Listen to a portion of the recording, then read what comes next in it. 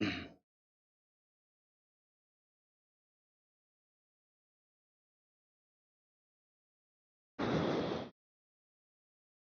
है बुक? तो चाहिए होगा ना।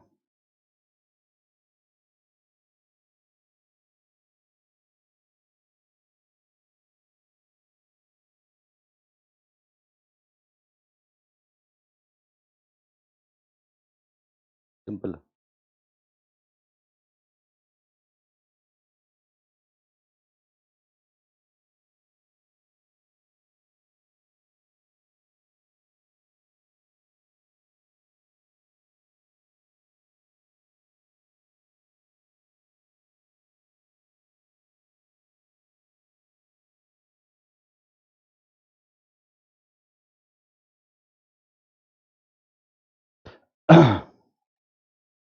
Good evening, everyone.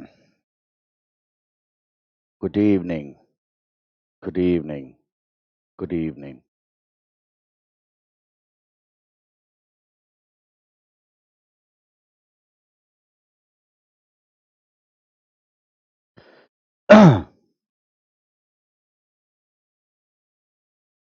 Good evening, everyone.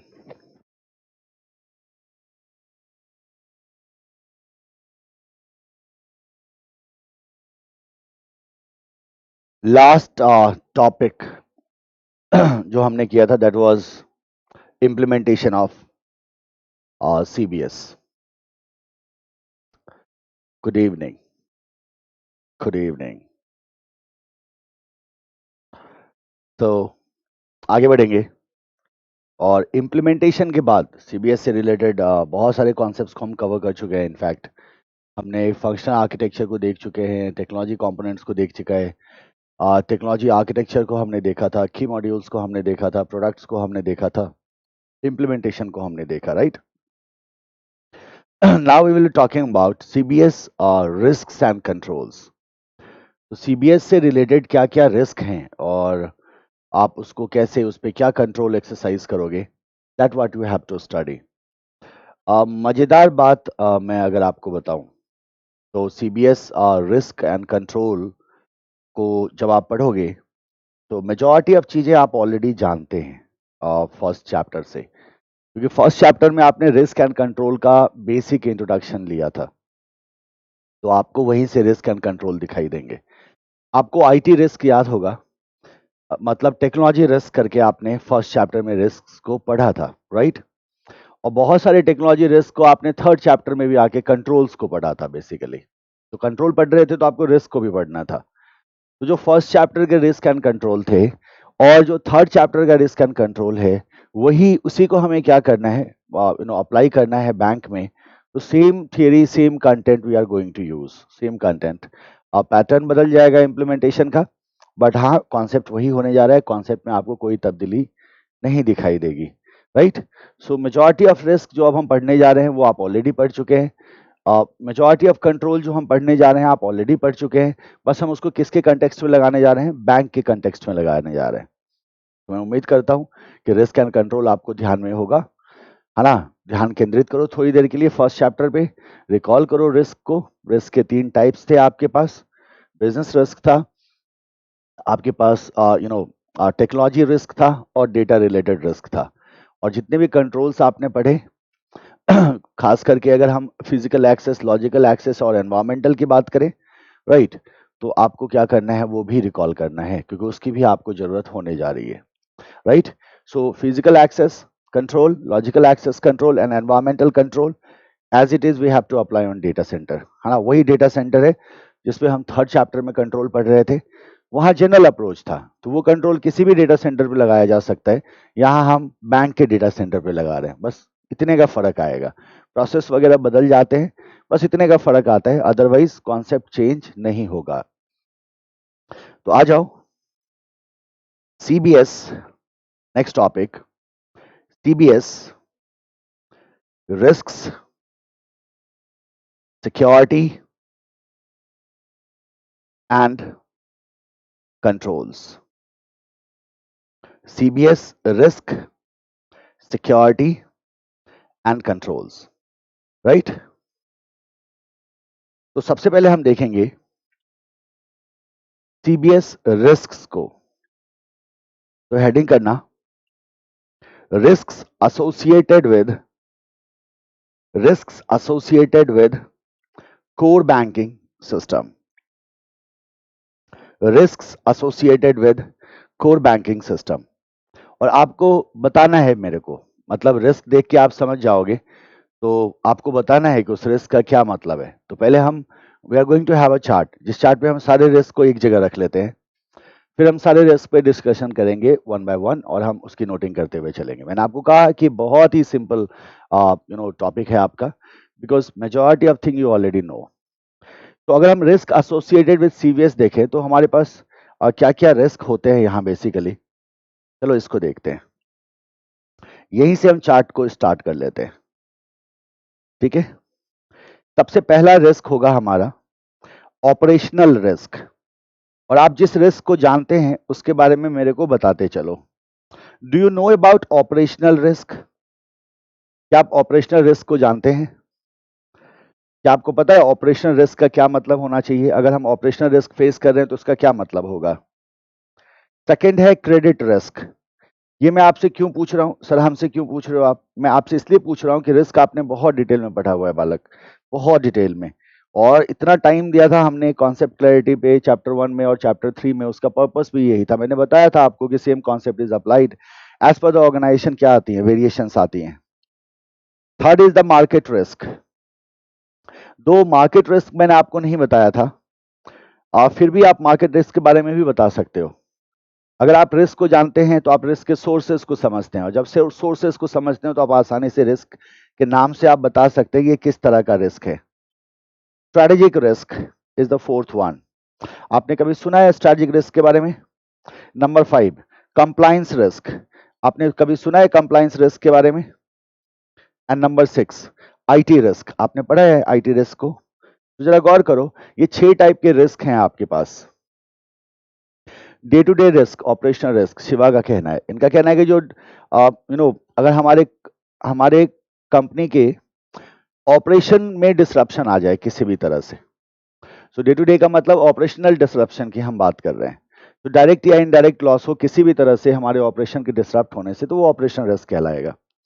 Credit risk क्या हुआ? मार्केट रिस्क क्या हुआ? स्ट्रेटेजिक रिस्क क्या हुआ? कंप्लायंस रिस्क क्या हुआ? आईटी रिस्क क्या हुआ? तो टोटल कितने हो गए हमारे पास? 6 रिस्क हो गए, ठीक है। अब जरा गौर करो, जब हम आईटी रिस्क को पढ़ते हैं, ये मेरा आईटी रिस्क को भी हमने टाइप ऑफ रिस्क में डाला है यहाँ, तो हमारे पास टोटल 6 रिस्क हैं।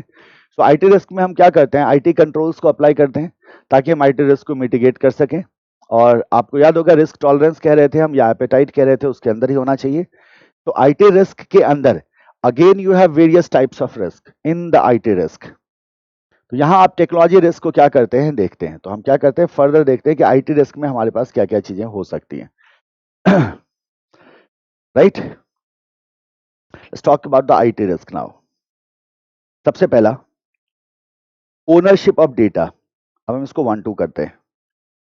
Ownership of data, ownership of data, ठीक है। Number 2 authorisation process, authorisation process. Number 3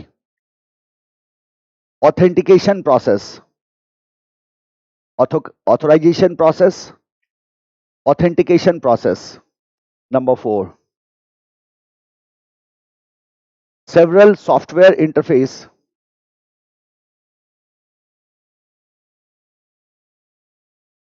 several software interfaces across diverse networks.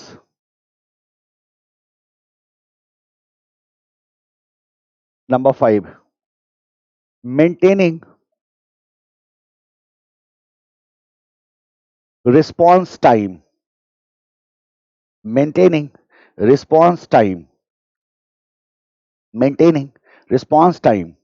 Number 6 user identity management.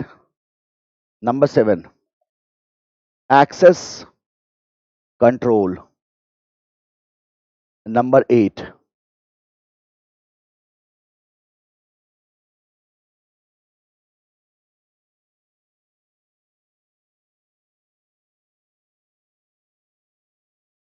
Incident handling procedures, and number 9, change management. Change management.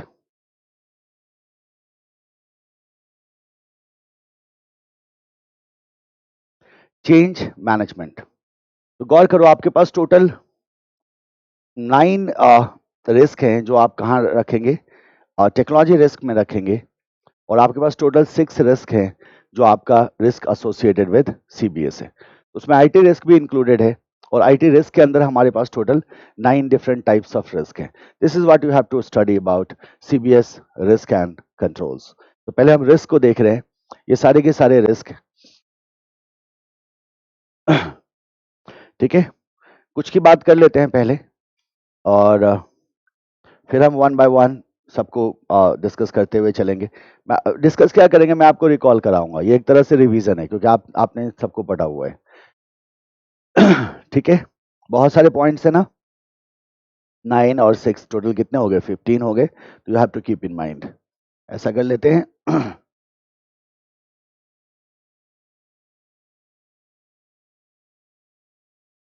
चलो ये अच्छा है। This is C, this is O, this is M, this is S, this is C, this is I. बताओ क्या बन गया, क्या बन गया? तो हम कहते हैं सर ये बन गया कॉमेक्स। तो सीबीएस रिलेटेड रिस्क में क्या बोलोगे कि सीबीएस रिलेटेड रिस्क को हम बोलेंगे comex. We will call it comex. C stands for compliance, O stands for operational, M stands for market, I stands for IT, C stands for credit and S stands for strategic risk। तो total कितने risk हो गए हमारे पास, 6 risk हो गए जो risk associated है किसके साथ, सीबीएस के साथ। इसको हम क्या बोलेंगे, विल कॉल इट कॉमेक्स। तो ये तो ध्यान में रह जाएगा।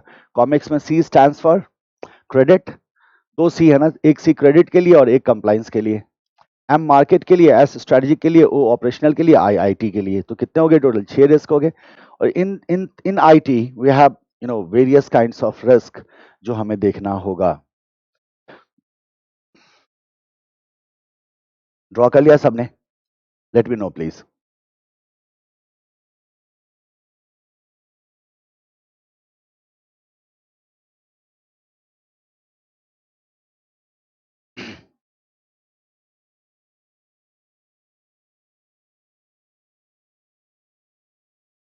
डन।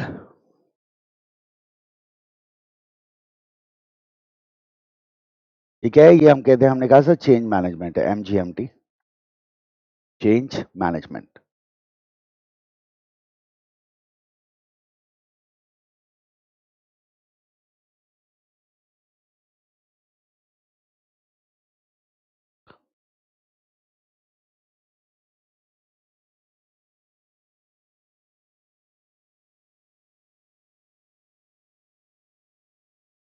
ओके, स्टार्ट करते हैं हम सबसे पहले से, है ना। And the first one is the operational risk. तो सबसे पहले हम ऑपरेशनल रिस्क से स्टार्ट करते हैं, या फिर हम एक टेबल में सबको डाल देते हैं। हमने क्या कहा कि अगर हम सीबीएस रिलेटेड रिस्क की बात करें तो there are different types of risk. ठीक है, तो हमें क्या करना है, we have to understand the risk. हमें क्या करना है, सीबीएस रिलेटेड रिस्क को समझना है, समझना है ना। तो हम क्या करते हैं, इसको एक टेबल में डालते हैं और एक साइड रखते हैं रिस्क को, रिस्क का एस्पेक्ट क्या है, और एक साइड रख लेते हैं इसका डिस्क्रिप्शन। तो this is only risk not the control. तो हमें बस किसको देखना है, रिस्क को देखना है और रिस्क के डिस्क्रिप्शन को देखना है, रिस्क को देखना है और रिस्क के डिस्क्रिप्शन को देखना है। वन बाय वन देखते हुए चलते हैं सबको। ठीक है, सबसे पहला जो रिस्क है हमारे पास कैटेगरी में, उसे हम कहते हैं ऑपरेशनल रिस्क। तो first risk is your operational risk. Operational risk का क्या मतलब होता है? आप कहते हैं इट इज डायरेक्ट और इनडायरेक्ट, इट इज डायरेक्ट और indirect loss to the company और द बैंक, हम बैंक की बात कर रहे हैं तो to the bank due to inadequate, ये क्यों है? ड्यू टू inadequate और failed internal process,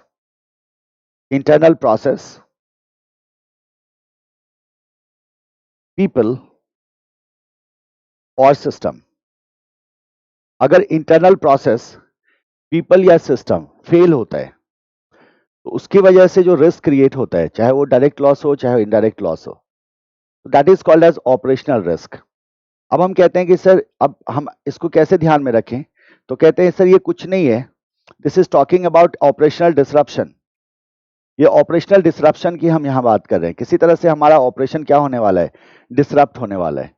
किसी तरह से हमारा जो आप कह सकते हैं जो इंटरनल प्रोसेस है वो फेल होने वाला है, या इंटरनल प्रोसेस इनएडिक्वेट है, या ये रिस्क सर पीपल से रिलेटेड हो सकता है, या ये रिस्क सिस्टम से रिलेटेड हो सकता है।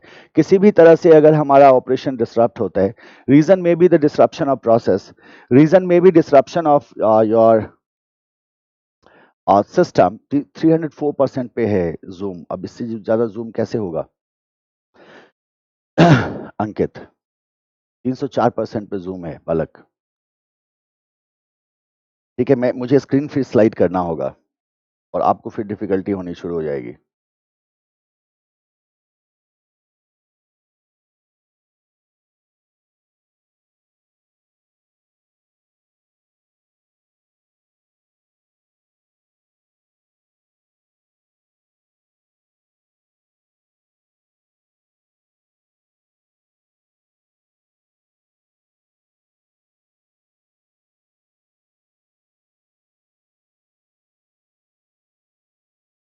Is it okay now?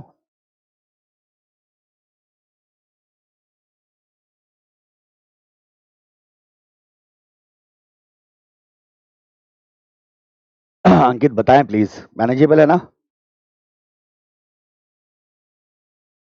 तो इट इज डायरेक्ट और indirect loss to the bank due to inadequate और फेल्ड इंटरनल प्रोसेस, पीपल और सिस्टम। हमने क्या कहा कि अगर मेरा इंटरनल प्रोसेस, पीपल या सिस्टम का फेलियर होता है, उसकी वजह से डायरेक्ट या इनडायरेक्ट लॉस अगर बैंक एनकर करता है, so that will fall under the category of what? The operational risk. ये किस कैटेगरी में आएगा? ऑपरेशनल रिस्क की कैटेगरी में आएगा। ठीक है, अब देखना इसके अंदर इसके बहुत सारे कंपोनेंट होते हैं ऑपरेशनल रिस्क के, इसके बहुत सारे कंपोनेंट्स होते हैं ऑपरेशनल रिस्क के। तो आप बोलोगे कंपोनेंट्स ऑफ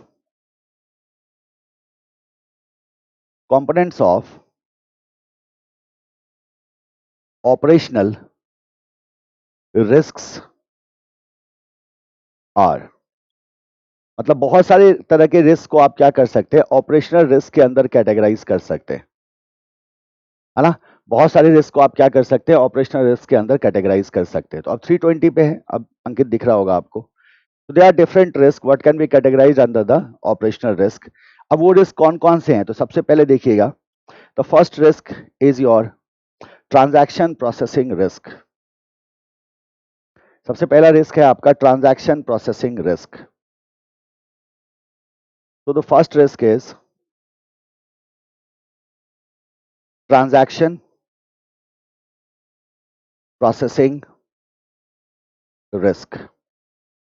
तो पहले मैं लिस्टिंग करूंगा और फिर हम वन बाय वन एक्सप्लेन कर लेंगे। सो ऑपरेशनल रिस्क का कॉलम आपका थोड़ा बड़ा होगा, है ना? इस पे थोड़ी ज्यादा जगह जाएंगी आपकी, बाकी रिस्क में कुछ नहीं करना। इसके चूंकि सब टाइप्स हैं इसीलिए आप इसको इस तरह से आपको देखना होगा। Second is your information security risk, information security risk.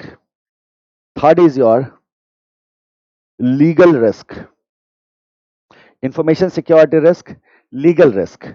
Legal risk के बाद fourth is your compliance risk, compliance risk. And fifth is your people risk. तो टोटल कितने हो गए हमारे पास? तो we have various component in the operational risk. तो ट्रांजैक्शन प्रोसेसिंग रिस्क होता है, इंफॉर्मेशन सिक्योरिटी रिस्क होता है, लीगल रिस्क होता है, कंप्लायंस रिस्क होता है और पीपल रिस्क होता है ना। बहुत ही माइनर चीजें, आप घबराना मत कि सर इतना कुछ कैसे हम एक के अंदर आ रहा है, तो बाकी सबके भी सब टाइप्स होंगे क्या, और बाकी सबके अगर सब टाइप्स होंगे तो कैसे याद रहेगा। डोंट वरी, क्योंकि आप ऑलरेडी जानते हो। जैसे जैसे मैं हाईलाइट करूंगा आप खुद बोल पड़ोगे कि हाँ सर हम जानते हैं। तो ये हिंट हमारे लिए है। हम ये वाला जो पोर्शन है ना, ये वाला जो बॉक्स है, ये हम एग्जाम में नहीं बनाएंगे, ये हमारे लिए हिंट है, ठीक है। क्योंकि इसके नीचे हम क्या करने जा रहे हैं, हम एक्सप्लेन करने जा रहे हैं। तो जो एक्सप्लेन करेंगे वो एग्जाम में लिखेंगे, ये नहीं लिखेंगे। ये हमारे लिए हिंट है। सबसे पहले हम बात कर लेते हैं ट्रांजैक्शन प्रोसेसिंग रिस्क की। सबसे पहले हम बात कर लेते हैं ट्रांजैक्शन प्रोसेसिंग रिस्क की,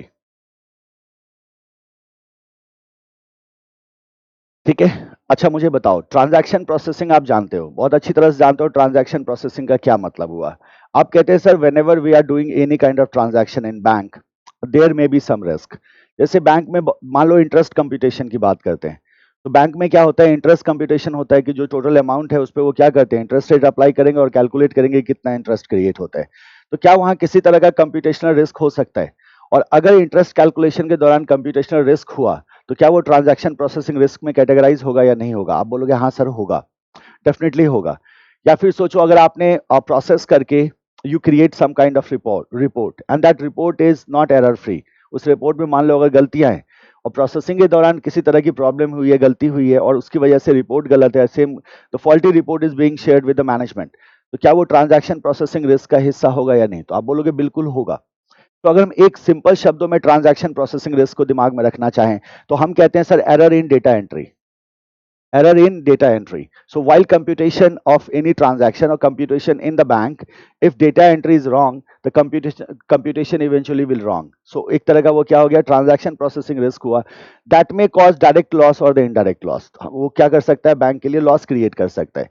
And that is why when we say transaction processing risk, तो हम कहते हैं errors, data entry error. The best example you can keep in mind is data entry error. और अगर data entry error हुआ तो इसका मतलब है ये एरर पैदा कर देगा किसमें, कंप्यूटेशन में। तो आप कहते हैं इसका इंपैक्ट कहां देखने को मिल रहा है, कंप्यूटेशन पे देखने को मिलेगा। और अगर कंप्यूटेशन में एरर हुआ तो हो गया ना ट्रांजैक्शन प्रोसेसिंग रिस्क। हम क्या कहेंगे, this will fall in category of what, transaction processing risk, ठीक है। सेकेंड है information security risk. Now how can we understand information security risk. तो हम कहते हैं सर इंफॉर्मेशन सिक्योरिटी रिस्क का क्या एस्पेक्ट है, क्या मतलब है एग्जैक्टली तो हम कह रहे हैं sir we are talking about the security of information whatever we have in bank. और आप जानते हैं कि every system has some vulnerability. System में क्या होते हैं, वनरेबिलिटीज होती है, जिस वनरेबिलिटीज की वजह से उन सिस्टम पे अटैक हो सकता है। हम जानते हैं सिस्टम पे वायरस का अटैक हो सकता है, सिस्टम को हैकर हैक करने की कोशिश कर सकता है और किसी न किसी तरह से हमारा इंफॉर्मेशन लीक हो सकता है या कॉम्प्रोमाइज हो सकता है। सो जाहिर जाहिर सी बात है we have to manage that. So अगर हम इंफॉर्मेशन सिक्योरिटी की बात करें तो आप क्या कहते हैं सर, बहुत सारी चीजें हैं जो यहां लिखी जा सकती है। जैसे हमने कहा डेटा हैक, डेटा हैक होने के चांसेस होते हैं, या हमने कहा डेटा ब्रीच होने के चांसेस होते हैं। हमने कहा डेटा लॉस होने के चांसेस होते हैं। और ये सब हो पाता है क्योंकि हम जानते हैं कि हो सकता है कि हमारा सिस्टम क्या हो, वनरेबल हो। Information security risk is basically concern with information, और इंफॉर्मेशन पे जितने भी तरह का रिस्क आप सोच सकते हैं, सोच लो, वो सब इस कैटेगरी में चला आएगा। चाहे आपका डेटा हैक हो रहा हो, चाहे आपका डेटा डिसरप्ट हो रहा हो, चाहे आपके डेटा का अब्यूज हो रहा हो, डेटा लीकेज हो रहा हो, वो सारे प्रॉब्लम्स आप इंफॉर्मेशन सिक्योरिटी रिस्क में रख सकते हैं। And if data is compromised, so certainly it will impact the operation of the bank, and that is why it is placed under what, operational risk. Third is legal risk. यहां तक तो clear है सबका। So third है legal risk. जरा इसके बारे में सोचो, व्हाट इज लीगल रिस्क। तो आप कहते हैं लीगल रिस्क का मतलब है कि something related to law and when it happens. जैसे मान लो जैसे आपका, suppose you are a bank and you have your sales person who are selling your product, right. And sales person जो है वो कस्टमर के साथ इंटरेक्ट करता है, एंड सेल्स पर्सन कस्टमर को इंफॉर्मेशन फर्निश करता है जिसके आधार पे कस्टमर आपके बैंक में इन्वेस्टमेंट करता है या आपसे किसी तरह का प्रोडक्ट और सर्विस परचेज करता है। ऐसे सिचुएशन में हो सकता है कि आपका कस्टमर के साथ डिस्प्यूट हो किसी न किसी मुद्दे पे। सो अगर किसी न किसी मुद्दे पे डिस्प्यूट होता है, मान लो गलत टर्म्स एंड कंडीशंस पे आपने लोन दे दिया किसी को, या आपने जो प्रॉमिस किया था और जो आपने डिलीवर किया उसमें डिफरेंस हो जाता है। सो इस तरह से अगर कहीं भी अगर क्लाइंट आपका डिससेटिस्फाइड है and client files case on you, तो वो आपके रेपुटेशन का भी लॉस होगा और साथ ही साथ आपको मॉनेटरी लॉस भी होगा। और इसीलिए क्या करता है बैंक, इस बात को अवॉइड करने की कोशिश करता है। और हमने लीगल रिस्क एक कैटेगरी है जहां हम ये देखते हैं कि जो इसका मतलब क्या है कि the client is going to file case against you. मतलब आप इसका इसका मतलब आपने गलत प्रैक्टिस को अडॉप्ट किया था, तभी आपका क्लाइंट क्या कर रहा है, आप पे केस फाइल कर रहा है। सो अगर क्लाइंट केस फाइल करने लग जाए तो उसको हम कहते हैं लीगल रिस्क। आप क्या बोलोगे? लीगल सूट, लीगल सूट या लीगल या केस बोल दो सीधा, केस फाइल्ड बाय, जगह नहीं है, जगह कम है। केस फाइल्ड बाय कस्टमर, है ना? केस का मतलब समझ जाओगे ना, केस फाइल हुआ है कहाँ, कोर्ट में। आपने क्या कहा? Case filed by customer. Customer ने क्या किया? केस फाइल कर दिया, बैंक के क्लाइंट ने बैंक पे केस फाइल कर दिया। अच्छा, ये सिर्फ डायरेक्ट कस्टमर से ही नहीं आता, आपका जहां जहां इंटरेक्शन है उन सबसे आ सकता है। So case filed by client, तो वहां से क्या आएगा? लीगल रिस्क आएगा, ये भी आपके लिए लॉस क्रिएट करेगा। Then we have the compliance risk. आप जानते हो ना कंप्लायंस रिस्क का क्या मतलब हुआ? इसका मतलब bank is not complying with the rules and regulation imposed by the government. अगर हमने रूल्स एंड रेगुलेशंस को कंप्लाई नहीं किया तो उस केस में आप अक्सर सुनते होंगे कि बैंक पे फाइन करती है आरबीआई, कर देती है ना फाइन। क्यों करते हैं? उन्होंने कहा कि भाई आपने इस नॉर्म को फॉलो नहीं किया। So bank has to comply with all of the rules and regulation imposed by the government. अगर वो कंप्लाई नहीं करते हैं तो पनिशमेंट आता है in terms of fines and penalties. और जैसे ही फाइन्स एंड पेनाल्टीज का पनिशमेंट आएगा तो वो आपके लिए क्या होगा? लॉस होगा। सो कंप्लायंस रिस्क का मतलब क्या हुआ? आप कहते हैं सर इसका मतलब हो गया नॉन कंप्लायंस किया जा रहा है। नॉन कंप्लायंस किया जा रहा है किसके साथ? रूल्स के साथ, लॉज के साथ। यानी कि जो एप्लीकेबल रूल्स हैं और जो लॉज हैं, अगर हम उनको फॉलो ना करें, नॉन कंप्लायंस करें, तो उस कंडीशन में हम पे लगाए जाते हैं फाइन्स एंड पेनाल्टीज, और वो फाइन्स एंड पेनाल्टीज हमारा क्या हो जाएगा? लॉस हो जाएगा। So that is called as compliance risk. ना talk about the people risk. अब पीपल रिस्क कैसे होगा? तो आप कहते हैं सर लोगों से होगा। मैंने कहा कैसे? तो आपने कहा लोग अच्छे हैं ही नहीं, ट्रेंड ही नहीं है हमारे staff. If your staff is not trained they won't be able to use system in efficient manner, और डेफिनेटली वो बहुत सारी ऐसी गलती करेंगे जिसकी वजह से क्या होगा, आपके लिए पीपल से एसोसिएटेड रिस्क क्रिएट होने शुरू हो जाएंगे। तो आप कहते हैं one of the most important aspect is the lack of training. क्या हो सकता है? लैक ऑफ ट्रेनिंग हो सकता है। हो सकता है पीपल क्या करे, और रिकॉर्ड मैनिपुलेट करना शुरू कर दे। जो हमारे रिकॉर्ड हैं उनको क्या करे? वो मैनिपुलेट करे। तो आप कहते हैं सर मैनिपुलेट रिकॉर्ड्स एक्सेट्रा। तो इस तरह से देखो पांच कैटेगरी हैं आपके पास रिस्क के, और ये पांचों ही कंपोनेंट हैं किसके? ऑपरेशनल रिस्क के। आप कह सकते हो ऑपरेशनल रिस्क के अंदर ये सब आएंगे। ट्रांजैक्शन प्रोसेसिंग आएगा, इंफॉर्मेशन सिक्योरिटी आएगा, लीगल आएगा, कंप्लायंस आएगा और पीपल आएगा। This is your this is your operational risk. ठीक है, अब हमें क्या करना है, इसे थोड़ा सा विस्तार में इसकी चर्चा कर लेनी है। फटाफट लिखते जाओ, एक एक लाइन, दो दो लाइन का सबका डेफिनेशन होगा। और हिंट हम तो नहीं लिखते ना एग्जामिनेशन में, तो हम कहेंगे नहीं वो तो हमारा खुद का है, हम एग्जाम में थोड़ी लिख के आएंगे हिंट। हिंट हमारा खुद का है। ठीक है, बॉक्स नोट कर लिया होगा आपने। Let's start with the first, A, transaction processing risk. First is your transaction processing risk. faulty reporting faulty reporting of important market development to management. Faulty reporting of important market development to management. Or in other way, other form, we can see it like errors in data entry. Errors in data entry in bank computation. Errors in data entry in bank computations. तो अगर bank computation में data entry गलत हो जाए तो that will cause loss. तो ये हो गया आपका ट्रांजैक्शन प्रोसेसिंग रिस्क। सेकंड आओ, इंफॉर्मेशन सिक्योरिटी रिस्क। ये किससे कंसर्न्ड है? आप कहते हैं sir this is concerned with information security.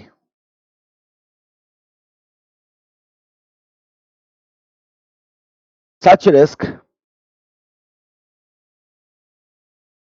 shows impact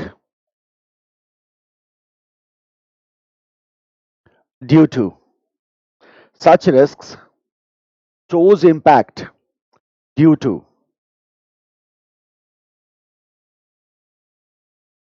threats and vulnerabilities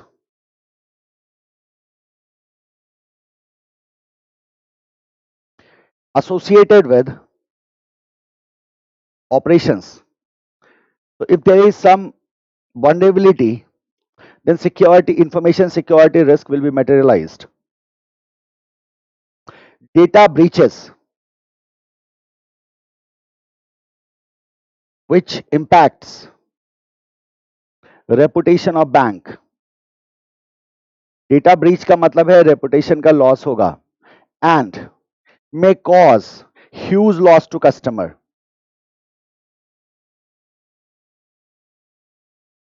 May cause huge loss to customer. अच्छा ये बदलना चाहिए. जैसे हम कहते हैं मान लो आप सुनते होंगे क्या कि हैक हो गया बैंक का सिस्टम हैक हो गया और कस्टमर का डेटा क्या होता है कॉम्प्रोमाइज हो जाता है. कस्टमर का डेटा क्या होता है कॉम्प्रोमाइज हो जाता है. तो सिस्टम हैक हो गया, कस्टमर का डेटा कॉम्प्रोमाइज हो गया, बट आप देखोगे लाइबिलिटी किसकी होती है. आप पढ़ भी रहे हो तो क्या कह रहे हो आप, ह्यूज लॉस टू कस्टमर. आप ये नहीं कह रहे हैं ह्यूज लॉस टू बैंक, है ना. ये दिस शुड बी चेंज्ड क्योंकि लाइबिलिटी किसकी बनती है, बॉडी कॉर्पोरेट की. If bank is handling our data, bank is responsible for the security of our data, not us. तो अगर बैंक के डेटाबेस सर्वर से या बैंक के सर्वर से मेरा अगर फाइनेंशियल इंफॉर्मेशन लीक होता है तो इसकी रिस्पॉन्सिबिलिटी किस पे होनी चाहिए, इसकी अकाउंटेबिलिटी किस पे होनी चाहिए. तो आप कहते हैं बैंक पे होनी चाहिए, बट क्या होता है बैंक का सिर्फ रेपुटेशन हार्म होता है. दे विल नेवर पे यू बैक, है ना. वो तो जेन्युइन भी फ्रॉड होता है किसी के साथ, तो वो भी पैसा जल्दी नहीं मिलता लोगों को.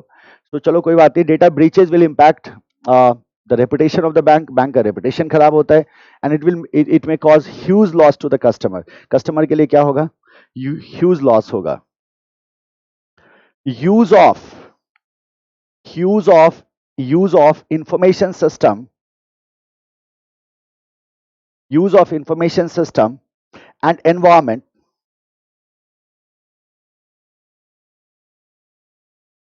use of information system and environment in which the system operates,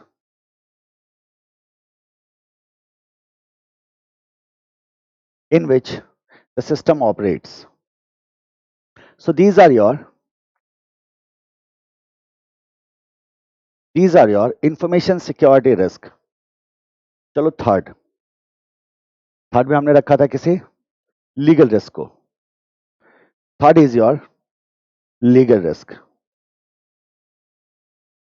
third is your legal risk. आप क्या कहते हैं, legal risk arises due to cases filed by dissatisfied clients.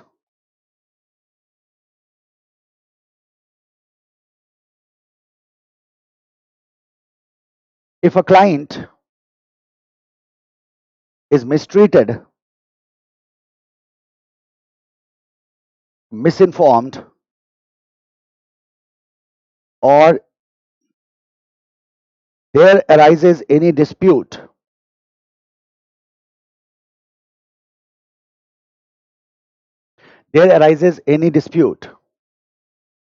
then the client may file lawsuits against the bank. ऐसा होता है generally. अगर client के साथ डिस्प्यूट होता है तो हो सकता है क्लाइंट क्या करे, लॉ सूट फाइल करे, तो उसको अपन क्या कहेंगे, लीगल रिस्क कहेंगे. ठीक है. Number 4, compliance risk. Compliance risk किसी का छूट जाए तो प्लीज बता देना इमीडिएटली ना. कंप्लायंस रिस्क हालांकि मैं रहने दूंगा स्क्रीन पे सफिशिएंट टाइम के लिए, फिर भी छूट जाए तो बता देना। कंप्लायंस रिस्क आप क्या कहते हैं? It causes exposure to fines and penalties, fines and penalties imposed by government. It is attracted when there is non-compliance. It is attracted when there is non-compliance to applicable laws and regulations. अगर laws and regulations को non comply करेंगे आप as a bank, तो fines and penalties आप पे तो impose होगा ही होगा। इसको कहते हैं compliance risk. Last, people risk. It is created या it arises due to lack of trained staff or tampering of records or documents by staff etc. तो ये डायरेक्टली कहां से आ रहा होगा आपको? पीपल से आ रहा होगा, मतलब आपके लोगों से आ रहा होगा। डायरेक्टली कहां से आ रहा होगा? आपके लोगों से आ रहा होगा, पीपल से आ रहा होगा। तो ये आपके 5 डिफरेंट रिस्क हैं जिसको आप रखते हैं ऑपरेशनल रिस्क के अंदर। ठीक है, तो आपने कहा था इंटरनल प्रोसेस, पीपल, सिस्टम, इसका किसी भी तरह से अगर डिस्टर्बेंस होता है, डिसरप्शन होता है, तो वो ऑपरेशनल रिस्क को कॉज करेगा और जिसकी वजह से डायरेक्ट या इनडायरेक्ट लॉस बैंक का हो सकता है।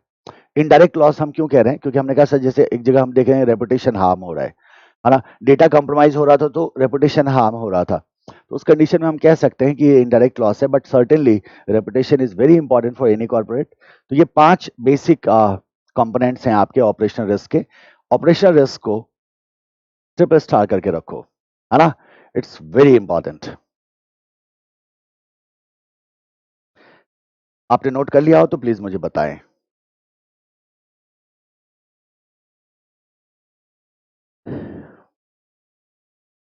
टॉपिक ही इंपॉर्टेंट है, but operational in itself is very important.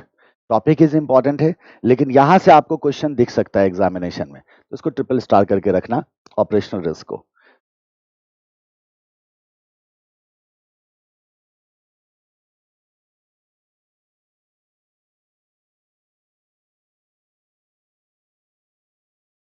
ठीक है,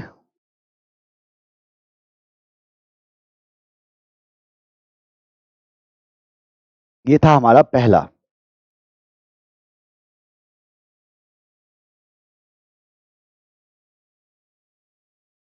डन, जल्दी बताइए if you are done. Second, credit risk. Numbering please match करते रहना, सीक्वेंस मैच करते रहना। सेकंड में हमने किसको रखा था? क्रेडिट रिस्क को रखा था ना।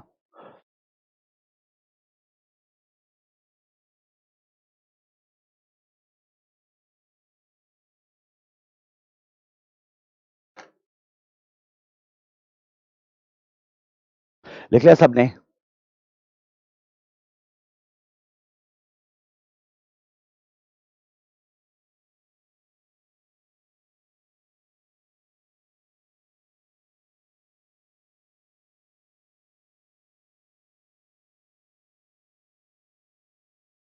I need your response to proceed. Say yes or no.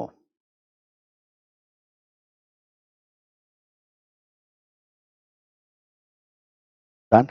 ठीक है। The second one is the credit risk.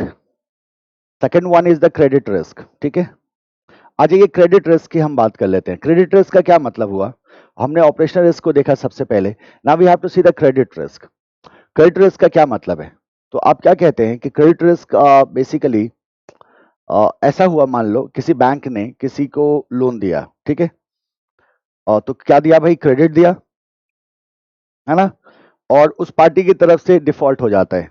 तो हमने कहा कि ये बैंक है, बैंक ने क्या किया? किसी को लोन दिया। बैंक ने क्या किया? एक कस्टमर है कोई, अब इंडिविजुअल है या कॉर्पोरेट है, डजेंट मैटर, बैंक ने इसको लोन दिया सर्टेन अमाउंट का, लेट्स से बैंक ने इसको क्या किया 5 CR का लोन दिया, 5 करोड़ का, और this person is not able to return money back to the bank, इसकी तरफ से क्या हो गया, डिफॉल्ट हो गया। तो इसका मतलब क्या हुआ कि ये जो बैंक का जो अमाउंट गया, ये जो लोन है बैंक का, now this is not recoverable, अब ये इसको रिकवर नहीं कर पा रहा है, और जब इसको रिकवर नहीं कर पाते हैं आप, तो उसे अपन क्रेडिट रिस्क कहते हैं। तो क्रेडिट, इसका मतलब क्या हुआ कि ये तो गया, आप कहते हैं सर ये ई रिकवरेबल है, ये अब रिकवर नहीं होगा क्योंकि आउटराइट डिफॉल्ट हो चुका है, किसके तरफ से, क्लाइंट के तरफ से, क्लाइंट डिफॉल्ट कर चुका है।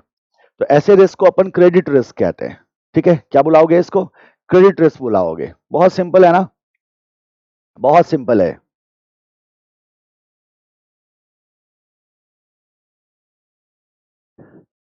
बहुत सिंपल है, क्या बोलेंगे, it is the risk, it is the risk where, it is the risk where loan, loan और an asset becomes irrecoverable, recover ना हो पाए due to outright default, due to outright default, इसको क्या कहेंगे, तो हम कहते हैं सर इसको अपन कहेंगे क्रेडिट रिस्क। दैट्स इट, ये हो गया आपका credit risk, this is your credit risk. Number 3, market risk. अब मार्केट रिस्क कहां से आएगा, तो हम कहते हैं सर क्रेडिट रिस्क तो क्लियर है, क्रेडिट रिस्क का मतलब हुआ कि क्रेडिट दिया वापस नहीं ले पाए, तो क्या हो गया, क्रेडिट रिस्क हो गया, है ना। आपके किसी दोस्त ने आपसे पैसे मांगे और आपने उसको पैसे दे दिए, ठीक है ना, उसने कहा चलो मेरे को कुछ पैसे चाहिए, 500 रुपये दे दो, आपने उसको 500 रुपये दे दिए, ठीक है। 2 दिन के बाद आपने उसको पूछा भाई पैसे कब दे रहा है वापस, तो बोलता है कौन सा पैसा तो आप कहते हैं sir that is the credit risk. वो कैसा रिस्क था, वो क्रेडिट रिस्क था। अब जैसे उसने एक बार बोल दिया कौन सा पैसा, तो अब मांगना ही बेकार है ना। सो सो एक छोटी सी कहानी सुनाता हूँ। हालांकि उसके खिलाफ मुझे लीगल एक्शन लेना पड़ा, और ऐसे बहुत सारे कलाकार हैं। देयर वाज अ इंस्टीट्यूशन, एक छोटा सा इंस्टीट्यूट था, उस इंस्टीट्यूट ने अप्रोच किया हमारे ऑफिस को, और उन्होंने उनसे कहा कि आप अपना क्लास मेरे को चलाने के लिए दो, राइट। और इन्होंने क्या किया, उसको अलाउ कर दिया। Actually I was knowing that person, मैं इसलिए जानता था कि मेरे को जयपुर से किसी का फ़ोन आया था, जानकार थे कोई, बहुत पहले आया था इस घटना के, और उन्होंने मुझसे कहा था कि सर वो अपना दर्द सुना रहे थे मुझे, कि बोले सर किसी इंसान के बारे में बताया कि बड़ा गलत इंसान है। तो मैंने सुन लिया, मैंने बोला कि चलो कोई नहीं, शांति से रहो यार, क्या मतलब है, इट्स ओके, लीव इट, बात खत्म हो गई। उसी शख्स को क्या किया, मेरे ऑफिस से इन्होंने क्लासेस दे दी। ओके, तो क्लासेस दे दी, तो वो क्लास चला रहे थे, और रेगुलर बेसिस पे वो पेमेंट भी कर रहे थे, मतलब किया उन्होंने 1 साल तक पेमेंट किया, अच्छी खासी सेल थी उनकी, और अच्छा खासा कमीशन बन रहा था उनका। तो फिर क्या हुआ एक बार कि उन्होंने एक बैच चलाया, वर्चुअल बैच था, जैसे अभी चल रहा है ना, तो वैसा ही वर्चुअल बैच था, वो हार्ड डिस्क पे चलता था, बेसिकली रिकॉर्डेड क्लास का। उसमें 20-25 बच्चे होंगे। उन्होंने क्या किया, पेमेंट होल्ड कर दिया, पेमेंट रोक दिया, ठीक है। और 1 महीना 2 महीना पहले तो वो कहते रहे कि अभी क्राइसिस है, अभी क्राइसिस है, हम थोड़ी डिफिकल्टी में हैं, थोड़ा सा कंसीडर करिए, ये यहाँ से फॉलो अप करते थे, तो वो हमेशा यही समझाते थे, तो ये समझ जाते थे, है ना। ये ड्रामा चलता रहा 7 महीने 8 महीने तक चलता रहा, राइट। उसके बाद जो अकाउंट्स वाले हैं ना यहाँ रेडियो पिनाकल में, उन्होंने थोड़ा सा कायदे से बोला, यार पैसे दे दो सर, पैसे तो देने पड़ेंगे ना आपको, ऐसे थोड़ी होता है। तो वो कहते हैं फिर कि अच्छा तुम्हें पैसे चाहिए, तो बोलता है हाँ पैसे चाहिए। बोला ये कभी बैड डेब्ट के बारे में सुने हो वो भाई साहब कहते हैं इनको तो ये बोला नहीं सर हम तो नहीं जानते बैड डेट, बैड डेट क्या होता है हमें नहीं पता है ना, और हम जानना भी नहीं चाहते बैड डेट क्या होता है। तो वो कहते हैं कि ठीक है बैड डेट के बारे में पढ़ लो, और बस मैं इतना ही कहूंगा, ठीक है। सो वो क्या था, तो आप कहते हैं सर वो क्रेडिट रिस्क था, है ना। सो बाद में क्या हुआ, है ना, देना पड़ा, ऑब्वियसली देना पड़ेगा ना भाई, ऐसे थोड़ी होता है। लेकिन ये था क्या वो, वो क्रेडिट रिस्क था। तो जब आपका क्या होता है, असेट जो होता है वो क्या हो जाए, इरिकवरेबल हो जाए एक तरह से, क्रेडिट पे ही अलाउ किया था मैंने, वो वापस नहीं आया तो क्या हो गया, क्रेडिट रिस्क हो गया। तो सेकंड है, थर्ड है मार्केट रिस्क। अब मार्केट रिस्क कहाँ से आता है? तो मार्केट रिस्क आता है अगर आप मार्केट को थोड़ली अच्छी तरह से नहीं समझ पाए तो। जैसे या फिर अगर मार्केट में चेंजेस होते हैं तो, जैसे इंटरेस्ट रेट फ्लक्चुएशन हुआ, अगर अगर इंटरेस्ट रेट चेंज हुआ तो बैंक पे उसका इम्पैक्ट होगा। आप जानते हैं बैंक का जो मेन जरिया है कमाई का, that is the interest and the investment. आप जानते हैं बहुत अच्छी तरह से इस बात को। तो they earn on interest rates. तो अगर इंटरेस्ट रेट फ्लक्चुएट करता है मार्केट में, तो उस कंडीशन में बैंक का क्या हो सकता है, लॉस हो सकता है, तो वो मार्केट रिस्क कहलाएगा। अगर फॉरेन एक्सचेंज रेट्स में फ्लक्चुएशन आ जाता है, आप जानते हैं banks deals in forex as well, तो अगर फॉरेक्स रेट में किसी तरह का फ्लक्चुएशन आता है तो वो भी क्या करेगा, बैंक के लिए नुकसान क्रिएट कर देगा। तो आप मार्केट की जब आप बात करते हैं तो आप बाहर निकल के देखते हैं, मार्केट में आप बहुत तरह के एस्पेक्ट को देखते हैं। जैसे आपने कहा सर यहाँ हम इंटरेस्ट रेट को कंसीडर करेंगे, यहाँ हम फॉरेक्स को कंसीडर करेंगे, ये है मार्केट के फैक्टर्स, है ना। बॉयज के फ्रेंड सर्कल में कंफर्म होता है 100% क्रेडिट रिस्क। हाँ, गर्ल्स को अंडर एस्टिमेट मत करिए आप, है ना, फिर इसका मतलब आप नहीं जानते हो, राइट। तो ये सब जगह होता है, credit risk is always there, है ना। और जो ये क्रेडिट रिस्क क्रिएट करते हैं ना, दोज एजेंट्स आर टोटली बेशरम, उनको फर्क नहीं पड़ता, ट्रस्ट मी, है ना। तो उनको कोई फर्क नहीं पड़ता। सो एक बार आपने दिया तो फिर वो वापस नहीं होगा, है ना।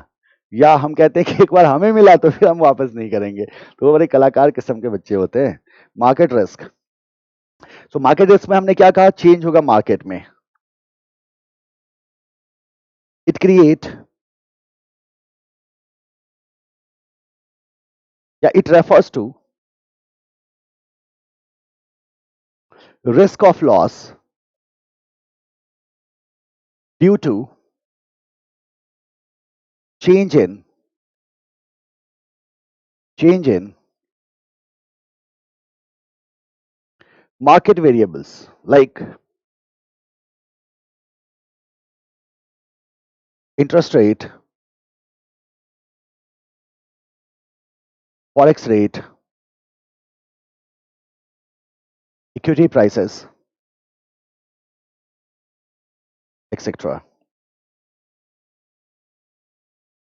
So this is your market risk. Market risk के बाद है आपके पास स्ट्रेटेजिक रिस्क। किसी को याद है स्ट्रेटेजिक रिस्क क्या था? इंटरेस्ट रेट के बाद है फॉरेक्स, FOREX, फॉरेन एक्सचेंज को कहते हैं ना, फॉरेक्स, फॉरेन एक्सचेंज को कहते हैं ना फॉरेक्स, राइट। सो स्ट्रेटेजिक रिस्क आपको याद होगा, स्ट्रेटेजिक रिस्क क्या होता है, आपने बहुत अच्छी तरह से पढ़ा था कि जब हम कह रहे थे, एग्जाम्पल बता सकते हो कहीं? स्ट्रेटेजिक रिस्क आपने फर्स्ट चैप्टर में पढ़ा था। जैसे आपने कहा कि कॉम्पिटिटर के एक्शन को रिस्पॉन्ड ना कर पाना, तो अगर हमने कहा था अगर हमने कॉम्पिटिटर के एक्शन को रिस्पॉन्ड नहीं कर पाए तो उस कंडीशन में हमारा लॉस हो सकता है, हमारी सेल कम हो सकती है, हमारा मार्केट शेयर कम हो सकता है। तो इसको हमने स्ट्रेटेजिक रिस्क का एग्जाम्पल लिया था। सेम कंटेंट वहां से उठाओ और यहाँ पेस्ट कर दो, सेम कंटेंट फर्स्ट चैप्टर से उठाओ और यहाँ पेस्ट कर दीजिए, this is what you have to do, है ना।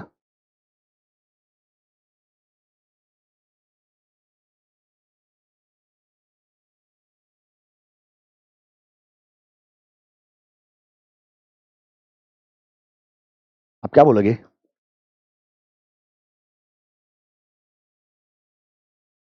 It causes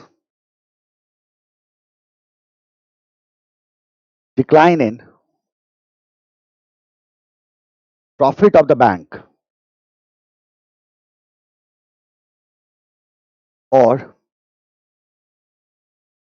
shows adverse impact due to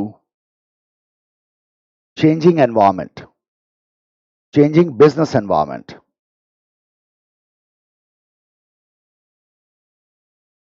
For example,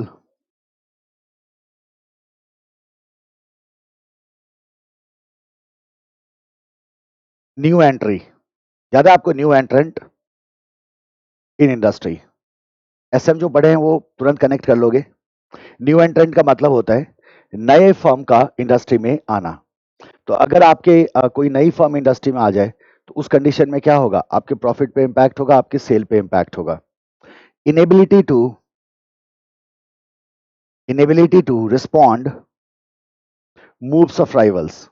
moves of rivals भी आप ऐसे में पढ़ते हैं, अगर हम राइवल्स के मूव्स को रिस्पॉन्ड ना कर पाए तो ये भी एक कारण हो सकता है जिसकी वजह से हमारा प्रॉफिट क्या हो रहा है, डिक्लाइन हो रहा है। तो स्ट्रैटेजिक में प्राइमरीली आप बिजनेस एनवायरनमेंट को देखते हैं, micro and macro both.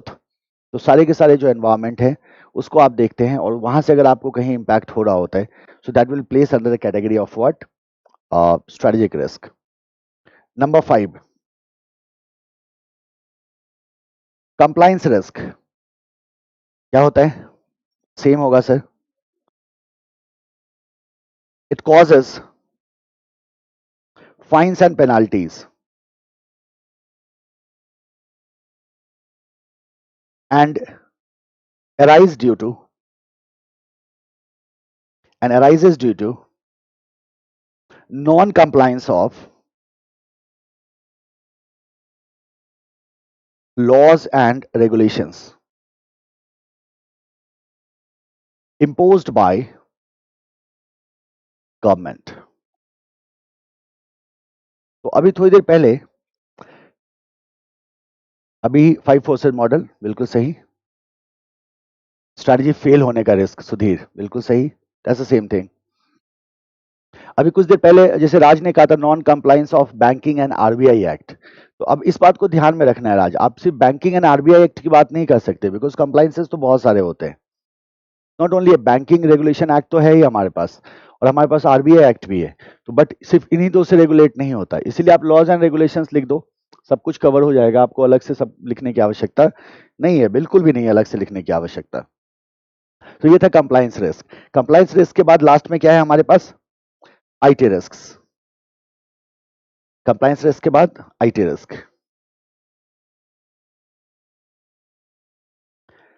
Bank faces variety of IT risks।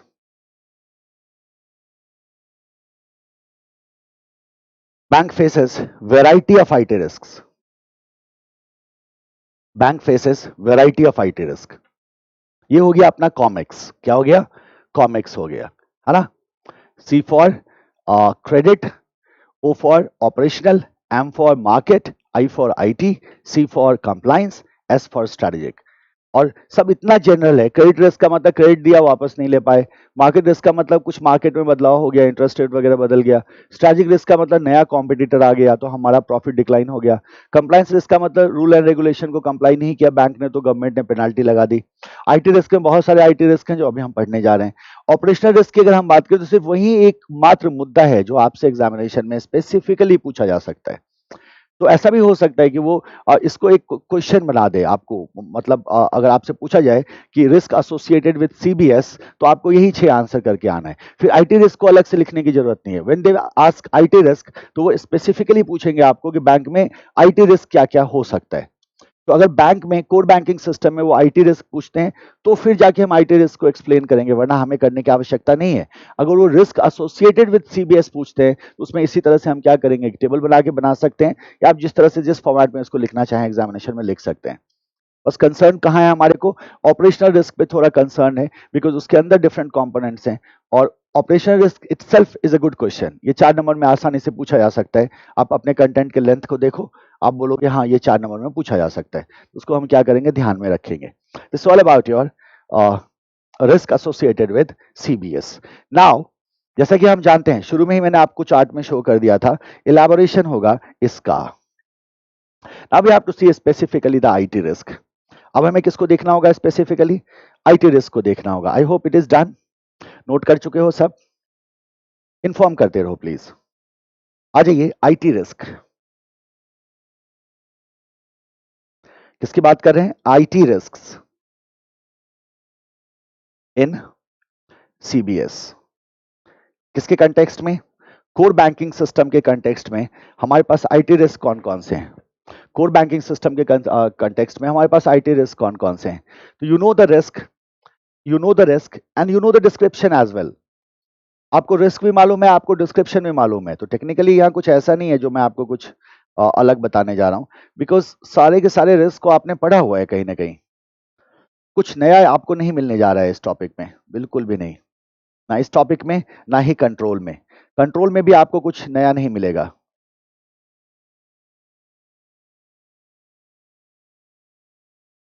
IT risk in CBS, dependence on vendor एक मामला था, ठीक है। Start with the first one, जो हमारा लिस्ट था उसी के हिसाब से चलते हैं। सबसे पहला जो रिस्क था, ओनरशिप ऑफ डेटा। अब मुझे बताओ, ओनरशिप ऑफ डेटा क्यों रिस्क है?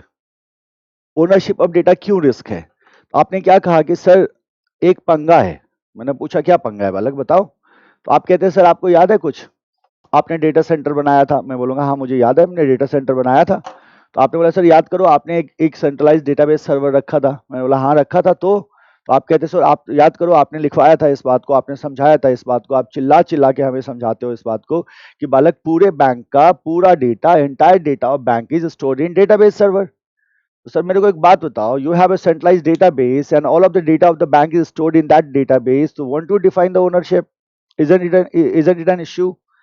जो डेटा है, डेटा का ओनरशिप तो प्रॉपर्ली डिफाइंड होना ही चाहिए। आपके तो सर जैसे आपने क्लाउड में बात करी थी, जब हम क्लाउड स्टोरेज की बात कर रहे थे, तो क्लाउड स्टोरेज में हमने कहा था कि we have unified database there somewhere, right. और जब हम client as a client we store our data, तो मेरा डेटा जाके क्या होता है, वेंडर के क्लाउड में स्टोर हो जाता है। सो आपने वहां कहा था कि अगर मान लो 1 client, 2 client, 3 client, 4 client, 4 client का डेटा वहां है, तो चारों क्लाइंट का डेटा क्या होगा, फुल्ली सेपरेटेड होगा, and we will have to implement firewall for that, and data ownership is completely specified, clearly specified.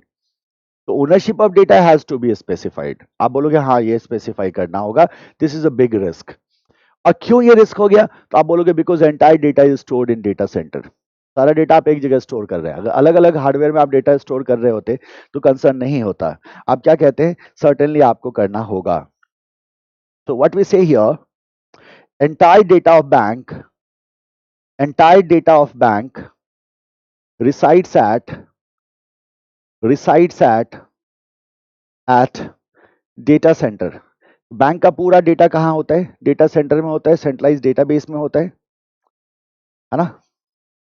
Ownership of data must be specified, ownership of data must be specified. हम कहते हैं निश्चित रूप से आपको data के ownership को क्या करना चाहिए, स्पेसिफाइड करना चाहिए। Ownership of data must be specified, ownership of data must be specified, होगा ना।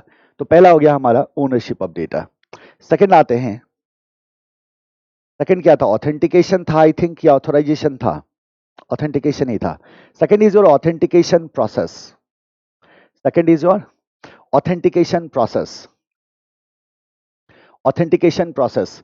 लास्ट क्लास में भी जब अपन इंटरनेट बैंकिंग पढ़ रहे थे, तो वहां भी हमने ऑथेंटिकेशन प्रोसेस की बहुत बात की थी, और हमने देखा था कि user must be properly authenticated, है ना। Even in the case of ATM, ATM में भी ऑथेंटिकेशन होता था। आप याद करो, एटीएम में भी आपको पिन डालना पड़ता था, ठीक है। तो एटीएम में भी आपको क्या होता था, पिन डालना पड़ता था। एक्चुअली होता क्या है, अब सुन लो, अब अभी मौका है, हम बात कर लेते हैं इसके बारे में, आगे तो बिल्कुल भी मौका नहीं मिलेगा। एटीएम एटीएम का पिन कैसे जनरेट होता है, तो मैं आपको बताऊं कि जैसे ही आपने एटीएम फैसिलिटी कराया बैंक से, सो बैंक ने जब, तो सॉफ्टवेयर है एटीएम सॉफ्टवेयर, जो ऑटोमेटिकली आपका पिन जनरेट करता है, ठीक है। एटीएम फैसिलिटी आपने इशू कराया बैंक से, तो वो क्या करता है, सॉफ्टवेयर ऑटोमेटिकली आपका पिन जनरेट करता है, और वो पिन जो है पिन मेलर पे भेज दिया जाता है। जिस पिन मेलर पे उस पिन को प्रिंट किया जाता है, प्रिंट करने के बाद वो पिन का जो डॉक्यूमेंट आप देखोगे, वो बिल्कुल क्या होता है, चिपका होता है। दो पेपर के बीच में पिन लिखा होता है, वो पूरी तरह से चिपका होता है, तो उसको कोई बैंक का स्टाफ नहीं देख सकता। पिन मेलर पे वो प्रिंट हुआ, प्रिंट होकर उसको पैक करके आपको भेज दिया जाता है, राइट।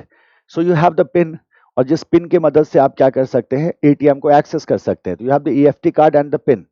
लेकिन एटीएम सर्वर पे वो पिन स्टोर नहीं होता। एटीएम सर्वर पे बेसिकली अगर आप देखोगे तो कैसे एटीएम सर्वर इस बात को समझ पाता है कि जब आप अपना कार्ड इंसर्ट करते हैं, तो वो कैसे समझ पाता है कि जेन्युइन यूजर है, ठीक है। तो इसका एक बहुत बेसिक सा प्रोसेस है, जिसके थ्रू ऑथेंटिकेट किया जाता है यूजर को, राइट। अगर आप जैसे अपना कार्ड देखें, तो आपके कार्ड पे कार्ड का नंबर होता है, राइट। तो जैसे ही आपने एटीएम में अपने कार्ड को इंसर्ट किया, आपके कार्ड के नंबर का डेसिमलाइजेशन होता है। डेसिमलाइजेशन का मतलब इंक्रिप्शन होता है उसका। तो आपका कार्ड कार्ड है, कार्ड नंबर होता है, कार्ड को आपने इंसर्ट किया तो मशीन क्या करेगा, उस उसका जो कार्ड नंबर है आपका एटीएम कार्ड का, उसको इनक्रिप्ट करता है और इंक्रिप्शन के बाद उसको डेसिमल में कन्वर्ट कर देता है। तो डेसिमलाइजेशन का मतलब है कि वो अब स्ट्रिंग ऑफ कैरेक्टर्स होंगे, मान लो आप 2000 कैरेक्टर है या 20,000 कैरेक्टर है या 50,000 कैरेक्टर में उसको क्या कर दिया गया, इनक्रिप्ट कर दिया गया। सो मान लो आप 568921058996 इस तरह करके एक स्ट्रिंग बन जाता है। तो इनक्रिप्टेड डेटा का तो यही मतलब होता है ना, पूरी तरह से गार्बेज होता है, मीनिंगलेस हो जाता है। तो वो जो आपका स्ट्रिंग ऑफ इनक्रिप्टेड डेटा था, उसमें से शुरू के 4 डिजिट को उठाया जाता है, शुरू का 4 डिजिट, राइट, शुरू का 4 डिजिट। और जो पिन आपको भेजा गया था वो भी 4 डिजिट का पिन है, और जो कार्ड को इनक्रिप्ट करके डेसिमलाइज करके जो शुरू का 4 कैरेक्टर है, तो उसमें से उसको डिडक्ट किया जाता है, उसको माइनस किया जाता है, और वो जो वैल्यू होता है उसको कहते हैं ऑफसेट वैल्यू। तो होता क्या है कि जो पिन पिन है, पिन माइनस नेचुरल पिन किया जाता है। नेचुरल पिन क्या है, जो आपका कार्ड को एनक्रिप्ट करके डेसिमलाइज करके जो 4 नंबर मिले, इसका जो डिफरेंस होता है उसको ऑफसेट वैल्यू कहते हैं। और ये जो ऑफसेट वैल्यू है ये होता है एटीएम सर्वर पे। एटीएम सर्वर पे आपका पिन नहीं होता, एटीएम सर्वर पे आपका ऑफसेट वैल्यू होता है। और जैसे ही आपने कार्ड को इंसर्ट किया, सो कार्ड का नंबर इनक्रिप्ट होगा, डेसिमलाइज होगा, शुरू का 4 डिजिट उठेगा और वो पिन माइनस नेचुरल पिन हो जाएगा। सो पिन माइनस नेचुरल पिन करके जो वैल्यू होगा वही वैल्यू ऑफसेट वैल्यू है, और वो ऑफसेट वैल्यू सर्वर पे रखे हुए ऑफसेट वैल्यू से मैच होना चाहिए। अगर दोनों वैल्यू मैच कर गया तो आपको ऑथेंटिकेट कर देता है एटीएम। अगर वो वैल्यू मैच नहीं करेगा तो आपको एटीएम ऑथेंटिकेट नहीं करेगा। इसलिए बहुत स्मार्ट क्वेश्चन है कि इंटरनेट बैंकिंग डेटाबेस सर्वर की अगर हम बात करते हैं, या इंटरनेट बैंकिंग चैनल सर्वर की अगर हम बात करते हैं, तो उस पे आईडी एंड पासवर्ड स्टोर्ड होता है। तो इंटरनेट बैंकिंग सर्वर पे आईडी एंड पासवर्ड स्टोर होता है, लेकिन एटीएम सर्वर पे पिन नहीं होता। तो अब पिन नहीं होता है तो क्या होता है, तो आप बोलोगे ऑफसेट वैल्यू होता है। ऑफसेट वैल्यू क्या होता है, पिन माइनस नेचुरल पिन, उसको हम ऑफसेट वैल्यू कहते हैं। This is how ATM authenticates you. तो जैसे ही ऑथेंटिकेशन प्रोसेस की बात करें, तो इंटरनेट बैंकिंग की बात कर ले, या एटीएम की बात कर ले, या ब्रांच बैंकिंग की बात कर ले, हमेशा there is a process of authentication and that is done through ID and passwords and pin etcetera, है ना। तो हम क्या कहते हैं ऑथेंटिकेशन के बारे में,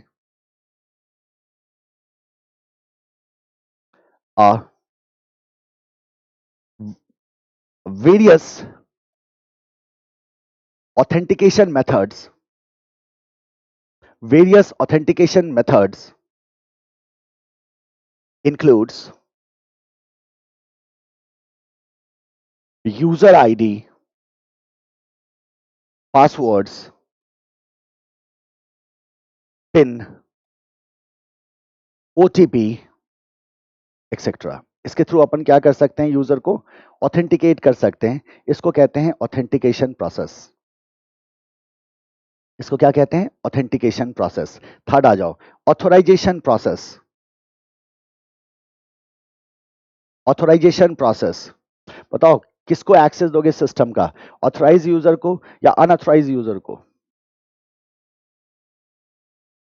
ऑथराइज यूजर को या अनऑथराइज यूजर को। सीक्वेंस, सीक्वेंस प्लीज चेक करते रहना, हाँ, नंबरिंग को चेक करते रहना। नंबरिंग ऊपर नीचे होगा तो आपको अपना अपना जो आपने शुरू में जाके नंबरिंग करी है ना, उसको मैनेज कर लेना अकॉर्डिंगली। सो ऑथोराइजेशन प्रोसेस की अगर हम बात करें, तो हम कहते हैं सर ऑथोराइजेशन प्रोसेस ऐसा होना चाहिए कि कोई भी अनऑथराइज यूजर हमारे सिस्टम को एक्सेस ना कर पाए। तो हमने कहा था user identity management is one aspect, that of course we will have to manage the user identity, we will have to authenticate the user, but then after we have to check the authorisation as well. क्योंकि authorisation के आधार पे आपने कहा था system access अलग चीज है, ऑथोराइजेशन अलग चीज है। तो हमने एक यूजर को सिस्टम एक्सेस दिया, that user can only see the data, view the data, उसको सिर्फ मैंने व्यू का एक्सेस दिया। There is another user who can view as well as the delete, तो उसको मैंने दोनों की अथॉरिटी दी है, वो व्यू भी कर सकता है और डिलीट भी कर सकता है। सो हम कहते हैं ऑथोराइजेशन प्रोसेस ऐसा होना चाहिए कि कोई भी अनऑथोराइज यूजर हमारे सिस्टम को एक्सेस ना कर पाए या किसी तरह का ऑपरेशन कंडक्ट ना कर पाए। तो आप क्या कहते हैं, Authorization process should be robust. Authorization process should be robust. Should be robust and must not allow any unauthorized access.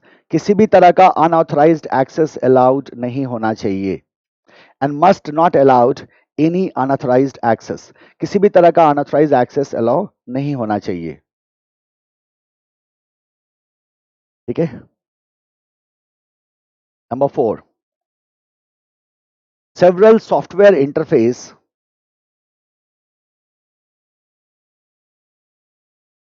in diverse networks. Several software interfaces in diverse network. तो बहुत सारे एप्लीकेशंस होते हैं डेटा सेंटर में. It's not about one application, two application और three applications. So there are more than 75 applications. आप देखोगे in data centre there are 75 to 100 applications. और जाहिर सी बात है इन सॉफ्टवेयर्स का इंटरफेस तो होगा ना. One software is interacting with another software, that will happen, right. So आप क्या कहते हैं कि there are several interfaces and because there are lot of applications which are running in a data centre. तो आप क्या कहते हैं in data centre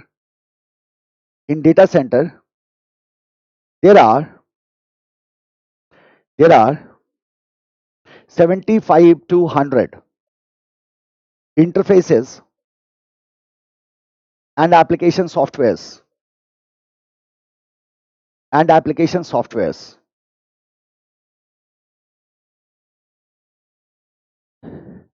data center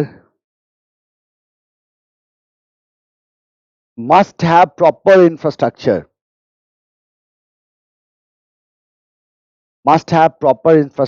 including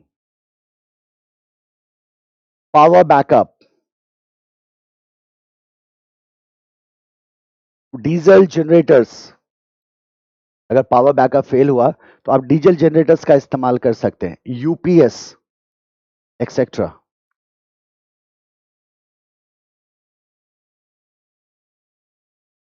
number 5, maintaining response time.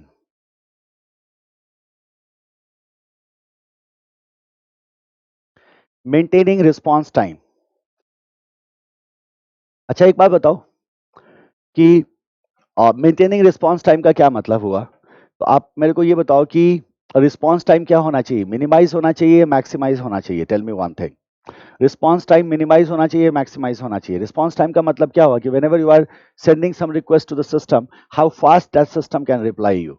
उस सिस्टम कितनी तेजी से आपको रिप्लाई कर सकता है ना. जैसे कहते हो ना कि सुमित सर का रिप्लाई रिस्पॉन्स टाइम क्या है, 0 है. So if you send any message to me, if you ask any query, I instantly reply if I'm available, right? The response time is what? 0. आप कहते हैं सर 0 रिस्पॉन्स टाइम है, instantly क्या मिल जाता है, रिस्पॉन्स मिल जाता है सर से. सो रिस्पॉन्स टाइम का यही मतलब है बेसिकली कि so whenever a client is interacting with the system, so how quick system is responding, is there the processing is slowed, है ना.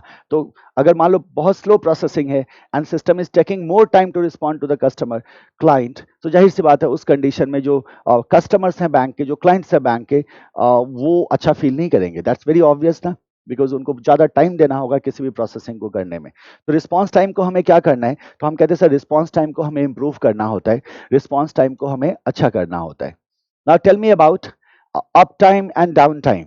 अब मुझे एक बात बताओ, अप टाइम को क्या करते हैं हम, मैक्सिमाइज, और डाउन टाइम को क्या करते हैं, मिनिमाइज. जब हम आईटी रिलेटेड रिस्क पढ़ रहे थे पहले चैप्टर में, तो उसका सबसे पहला रिस्क यही था, जब अपन डाउन टाइम और अप टाइम की बात करते थे, और हमने कहा था डेटा सेंटर को हम डाउन नहीं होने देंगे, अप टाइम को क्या करके रखना है, मैक्सिमाइज करना है, डाउन टाइम को क्या करके रखना है, मिनिमाइज करके रखना है. इसी को कहते हैं बालक मेंटेनिंग रिस्पॉन्स टाइम. आप क्या बोलोगे, maintaining response time.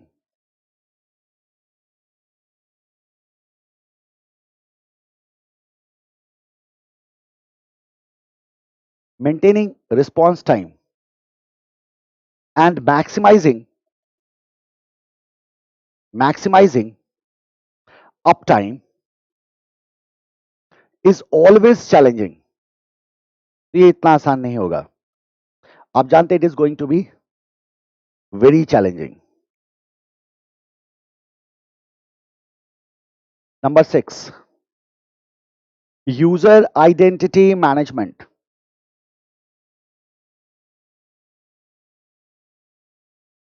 User identity management, user identity management. ठीक है, अगर मान लो आप किसी भी बैंक की बात कर लो, किसी भी बैंक की बात कर लो, आपको क्या लगता है किसी भी बैंक में at a point of time, एक सर्टेन पॉइंट ऑफ टाइम पे कितने यूजर एक्सेस करते होंगे? 100, 200, 400, 500 या हजारों में? टेल मी, आपका क्या दिमाग जाता है कि हजारों में यूजर एक्सेस करते होंगे या फिर 2, 4, 5, 10 यूजर एक्सेस करते होंगे? तो क्या बोलोगे कि at once, at a particular time of point of time, there would be thousands of user using the CBS. thousands of user होंगे, 4,000 5,000 यूजर एक साथ क्या कर रहे होंगे? CBS को एक्सेस कर रहे होंगे। तो जरा सोचो, if at once 5,000 or more than that users are trying to access the CBS, ऐसे सिचुएशन में आइडेंटिटी मैनेजमेंट आसान होगा या मुश्किल होगा? ये रिस्क में क्यों है? क्योंकि आइडेंटिटी मैनेजमेंट के तो हमारे सारे इंतजाम होते हैं हमारे पास, ये रिस्क में क्यों है? तो आप कहते हो ये रिस्क है, ये रिस्क इसीलिए ये आपके लिए चैलेंजिंग हो जाएगा because there are huge number of users who are trying to access the system in real time at a particular time. तो हम क्या कहते हैं कि thousands of user try to access the system at once, और जिसकी वजह से user identity becomes what? Very difficult. तो हम क्या कहेंगे? थाउजेंड्स ऑफ यूजर्स या thousands of customers attempt to access TBS at once, and hence it becomes difficult,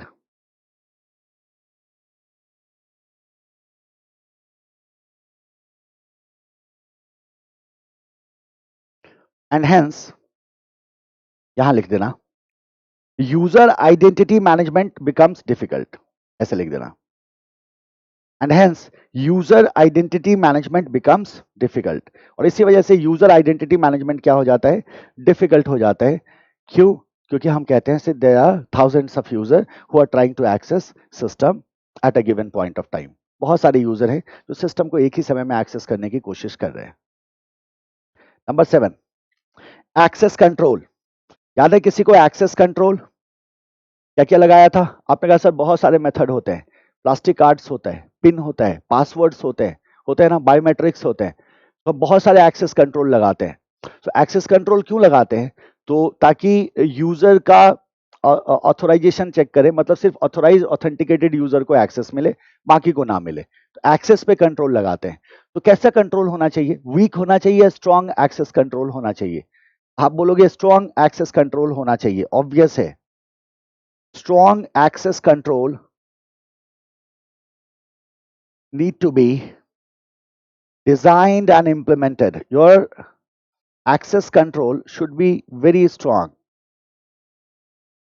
designed and implemented. Access control vary करता है in branch office and head office। वो तो obvious है ना, जो ब्रांच ऑफिस है, जो हेड ऑफिसेज हैं, उनमें अलग अलग तरह के कंट्रोल्स लगते हैं। तो जाहिर सी बात है एक्सेस कंट्रोल दोनों में वैरी करेगा। बट हाँ, हम कहते हैं स्ट्रॉन्ग एक्सेस कंट्रोल होना चाहिए ताकि किसी भी तरह से हमारे सिस्टम का कॉम्प्रोमाइज ना हो। Number 8 is incident handling procedures. Incident handling procedures, incidents handling procedures. Incident का मतलब क्या है? ये आपने पढ़ा हुआ है, फर्स्ट चैप्टर में था। तो आप कहते हैं सर इंसिडेंट का मतलब है सिक्योरिटी इंसिडेंट किसी भी तरह का। जैसे आप कहते हैं सर इंसिडेंट हो सकता है हैक हो, इंसिडेंट हो सकता है सिस्टम क्रैश कर जाए, इंसिडेंट हो सकता है सिस्टम फेल कर जाए। तो किसी भी तरह का इंसिडेंट हो सकता है। Incident is basically security incident. तो अगर किसी तरह का सिक्योरिटी इंसिडेंट हो जाता है तो उस कंडीशन में हम किस तरह से रिस्पॉन्स करते हैं? उसको इंसिडेंट हैंडलिंग प्रोसीजर कहते हैं।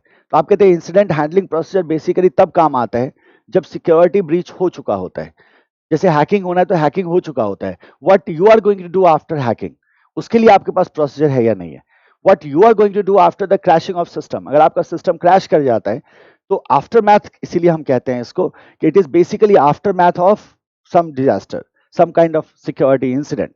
जब वो हो जाता है तो हम उसको कैसे मैनेज करें, for that purpose we have procedures, और उसी को हम इंसिडेंट हैंडलिंग प्रोसीजर्स कह सकते हैं। We simply say that incident handling procedures, incident handling procedures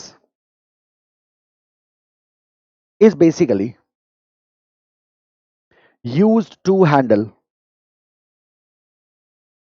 aftermath, aftermath का मतलब हुआ होने के बाद, aftermath of security incidents, aftermath of security incidents, security incidents होने के बाद how we are going to manage it, that is called as incident handling procedure. And the last one is your change management, number 9, change management.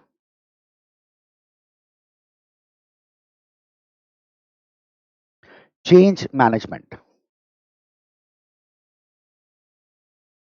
Change management reduces the chances of rejection of new system by users. Various changes are also made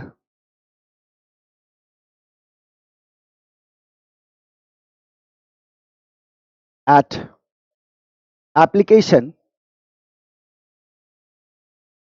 and database level. Files में भी करते हो आप, master transaction files में भी changes होते हैं, and so on.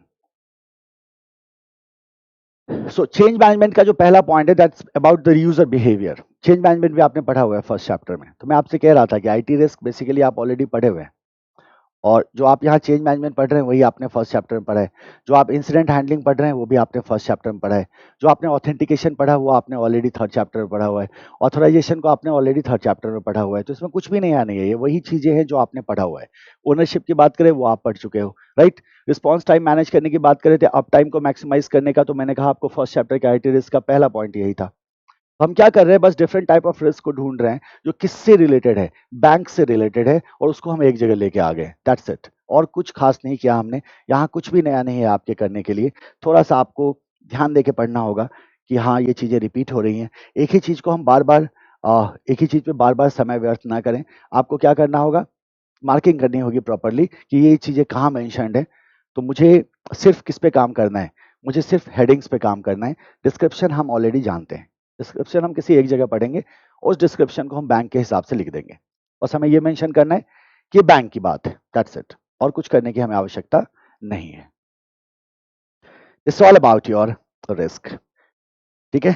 Topic का नाम क्या था, तो आपने कहा था टॉपिक का नाम था CBS, risk, security and controls. तो रिस्क हम देख चुके हैं, और the second concept we are going to study is the security. तो हेडिंग करेंगे सिक्योरिटी पॉलिसी. सिक्योरिटी पॉलिसी इसके रिलेटेड, तो हम कहते हैं सर सीबीएस के related, at the rate of CBS. Notes में लिख सकते हैं, एग्जाम में मत लिखना. Security policy at the rate of CBS. तो सीबीएस से रिलेटेड सिक्योरिटी पॉलिसी को अब हम देखने जा रहे हैं. आई होप आपने ऊपर वाला चेंज मैनेजमेंट नोट कर लिया होगा. We are going to see the security policy. कुछ कहना चाहेंगे सर आप? तो मैं ये कहना चाहूंगा कि सिक्योरिटी पॉलिसी में भी कुछ भी ऐसा नहीं है जो आपने पहले ना पढ़ा हो. मतलब इसमें भी कुछ नया नहीं मिलने जा रहा है, कतई नहीं मिलने जा रहा है. कुछ भी नया नहीं मिलेगा आपको इसमें भी. जरा ध्यान देना. सिक्योरिटी पॉलिसी आप क्या कहते हैं, a standard security, a standard security framework with properly defined organizational structure, with properly defined organizational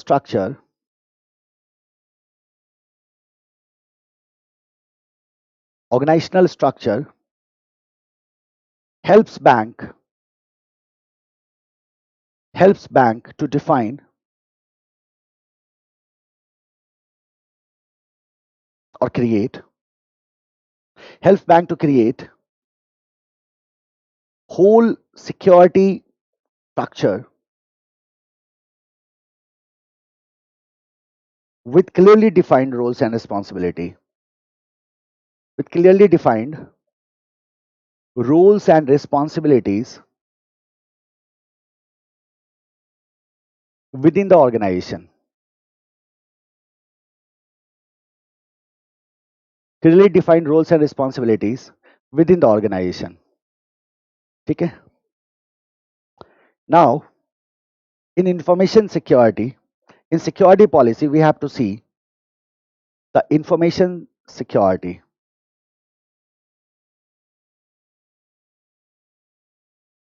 The information security. ठीक है? यहाँ एक छोटा सा नोट लगा लो.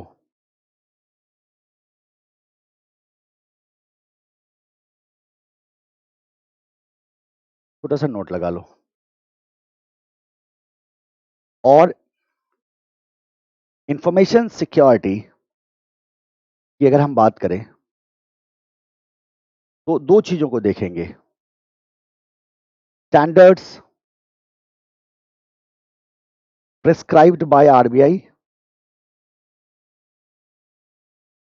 and information security sub processes.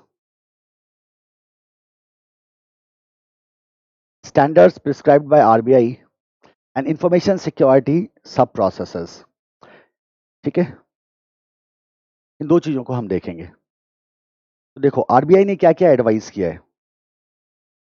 ISO 27001. ठीक है? ISO 27001 ये एक स्टैंडर्ड है. ISO 27001. ठीक है? दूसरा है आपका ISO 27001. ISO जानते हो ना आप?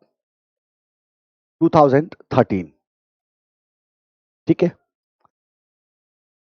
एंड इंफॉर्मेशन सिक्योरिटी सब प्रोसेसेस में हमारे पास we have lot of sub processes. वो सब प्रोसेसेस क्या हैं ये देखिए. पहले एक बार नोट कर लो, then we will talking about everything. Number 1, security policy procedures and practices. Security policy procedure and practices. Number 2, user security administration. User security administration. Number 3, application security. Number 4, database security. Database security. Number 5, OS security. Number 6, network security. Number 7, physical security. Network security and physical security. Note section को close कर दो.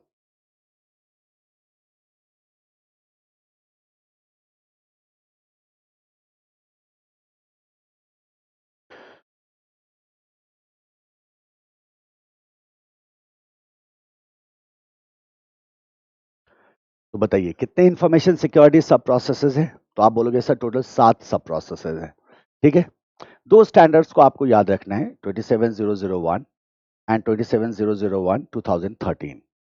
तो 27001 जो है ये ISO standard है किस चीज के लिए? इंफॉर्मेशन सिक्योरिटी के लिए. तो आप बोलोगे ये आईएसओ स्टैंडर्ड है इंफॉर्मेशन सिक्योरिटी के लिए.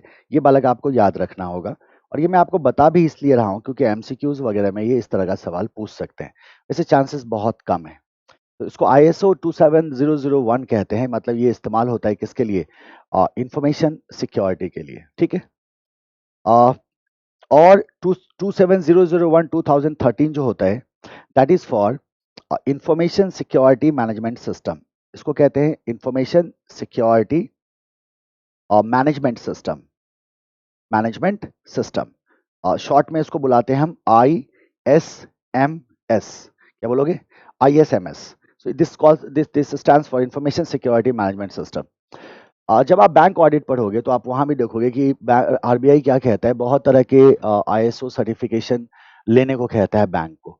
तो हमारे सिलेबस में 2 सर्टिफिकेशन मेंशन किया गया है, ISO 27001 एंड 27001 2013। अब आपको क्या करना है, you have to keep this in mind, है ना। आपको क्यों ये दिमाग में रखना है? क्योंकि इसमें भी आस्क्ड इन एग्जामिनेशन, ये एग्जामिनेशन में पूछा जा सकता है, तो बल्कि इसको क्या करना है, आपको ध्यान में रखना है।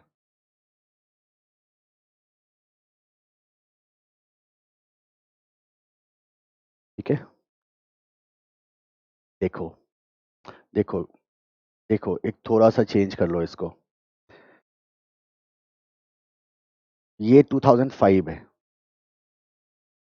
इसको 2005 करो और इसको 2013 करो, ये प्लीज चेंज कर लेना। This is okay. 27001 2005 और इसको 27001 2013। तो ये आपको 2 सर्टिफिकेशन चाहिए as prescribed by the RBI. ठीक है, बाकी चीजों की बात करिए फटाफट, ज्यादा टाइम देने का कोई मतलब नहीं है, यहां आप ऑलरेडी जानते हैं।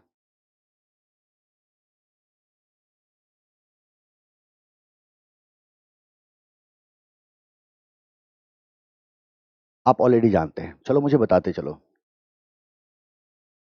Have you heard about database security? आपने पढ़ा है क्या database security? Have you heard about the operating system security? आपने ऑपरेटिंग सिस्टम सिक्योरिटी पढ़ा है? Have you heard about the network security? आपने नेटवर्क सिक्योरिटी को पढ़ा है? Have you heard about the physical security? आपने फिजिकल सिक्योरिटी को पढ़ा है? Have you heard about the application security? पढ़ा है क्या? Have you heard about the user security administration and the security policy? तो इस सारे पॉइंट का जवाब है हाँ। और इनफैक्ट शॉर्ट में नहीं, बल्कि बहुत डिटेल में आपने इसको पढ़ा हुआ है। शॉर्ट में नहीं, इसको आपने क्या पढ़ा हुआ है, बहुत ही डिटेल में पढ़ा हुआ है।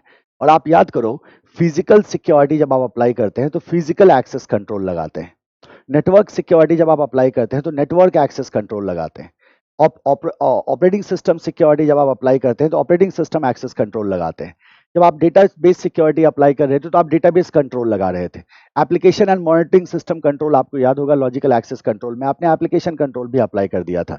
User security and administration certainly you will have to consider and you have to have a security policy. तो अगर हम इस 7 पॉइंट को देखें, इंफॉर्मेशन सिक्योरिटी प्रोसेस के सब प्रोसेसेस को, तो आप ऑलरेडी जानते हो, आपने सब कुछ पढ़ा हुआ है।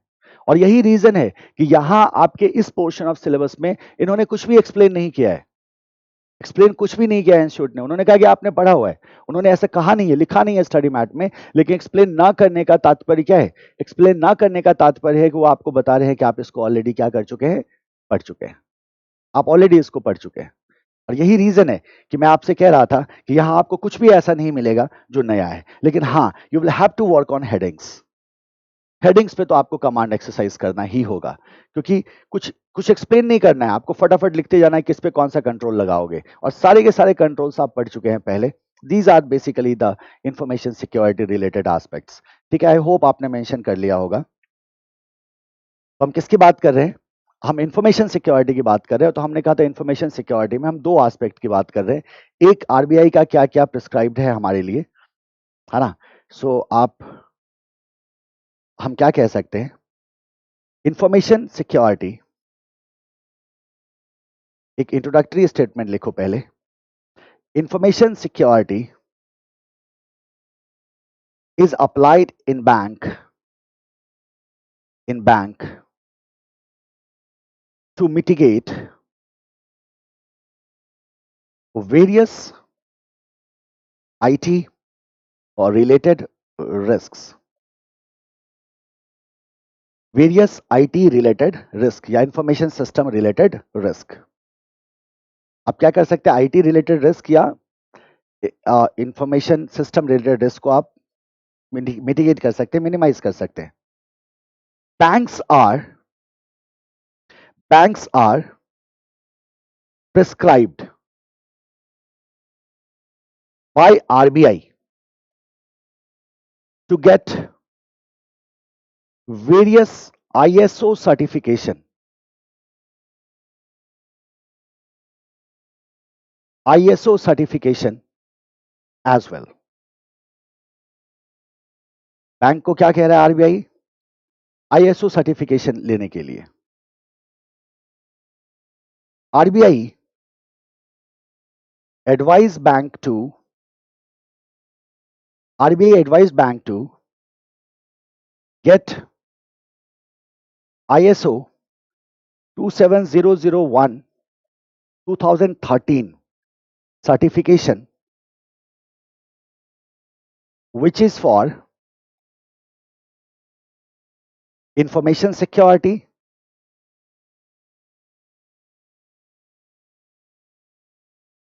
and also ISO 27001 2005, that is ISMS, means information security management system. Information security management system.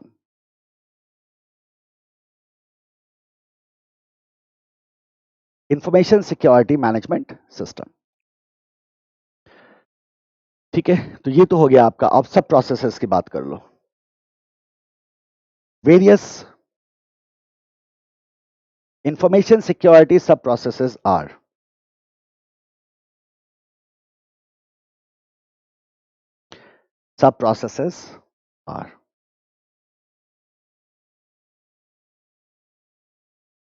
Table बना दो, बेस्ट होगा. कुछ तो नहीं रहा है.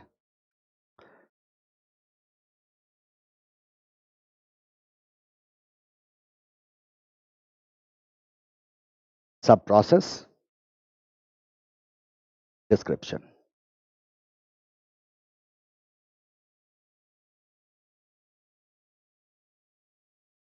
सब process and description.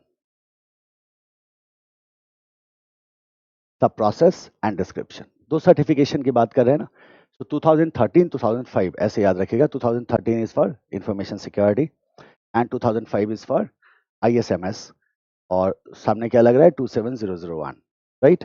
So simple है, दोनों सर्टिफिकेशन आरबीआई कहता है बैंक के पास होना चाहिए. And then there are lot of sub processes as well. सबसे पहला था हमारा security policy. Security policy, procedures and practices. Security policies, procedures and practices. अब बोलोगे it refers to the processes related with approval of information security policy and its implementation. Security policy आपने पढ़ा हुआ है and its implementation. User security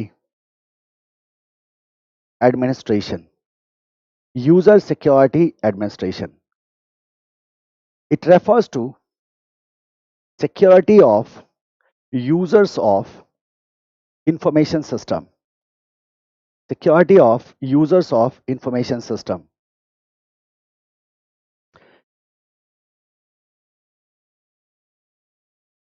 Security administration document defines how users are created and granted access as per organizational structure and access matrix.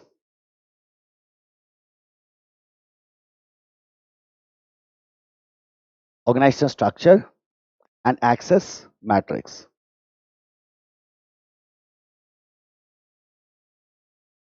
Number 3,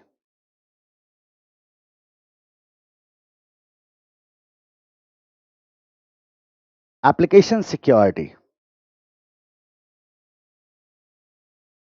It refers to how security is implemented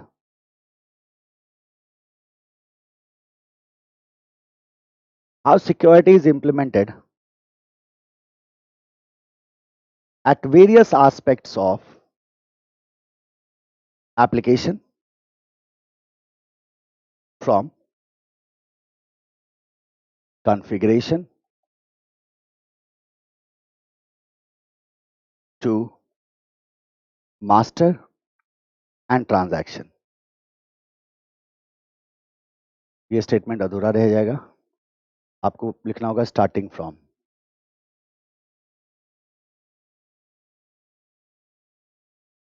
यहां लिखना होगा starting from. तीनों level पे लगाते हो ना आप control, ज्यादा है कुछ पढ़ा हुआ है आपने?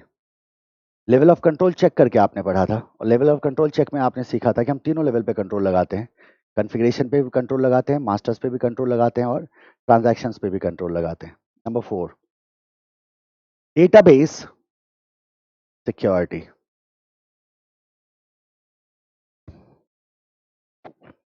ठीक है, डेटाबेस सिक्योरिटी। यहां तक लिख लिया हो तो बता देना मेरे को, डन। ठीक है, डेटाबेस सिक्योरिटी, डेटाबेस सिक्योरिटी।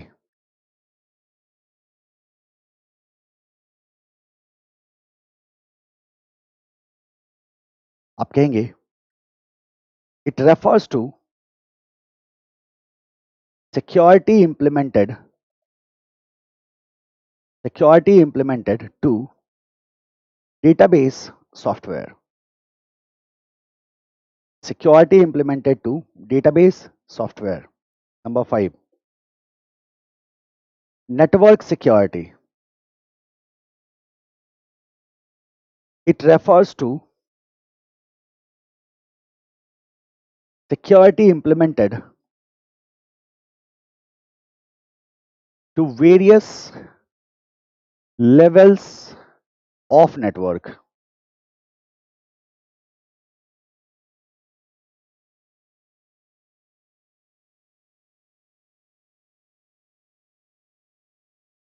ठीक है, नंबर 6, ऑपरेटिंग सिस्टम सिक्योरिटी। मुझे लग रहा है नंबरिंग डिस्टर्ब हो चुका है।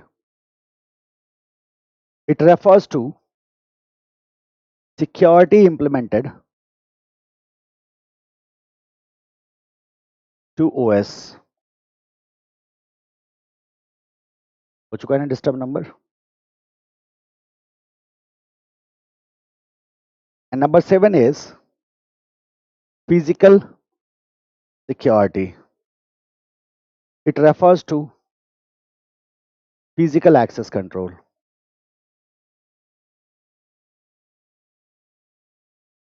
क्यों एक्सप्लेन करना?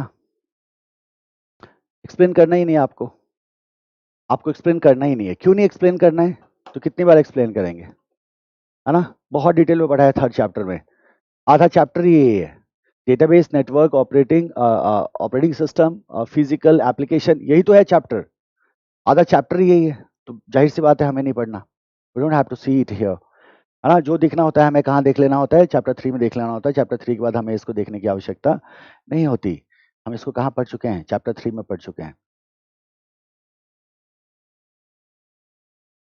Are you guys able to connect or not? पहले मेरे को ये बताओ कि आपको आपको रिकॉल हो रहा है कि नहीं कि आपने चैप्टर 3 में पढ़ा है? मैदान साफ तो नहीं है ना? हम कहते हैं सर कैसी बातें कर रहे हो, मैदान साफ थोड़ी होता है।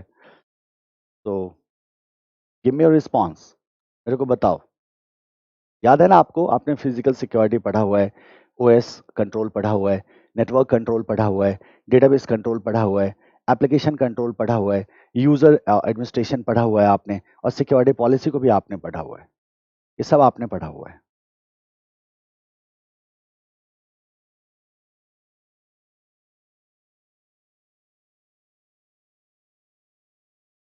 Done? So this is all about your CBS risk and security. ठीक है, अब किस पे चलेंगे? कंट्रोल्स पे.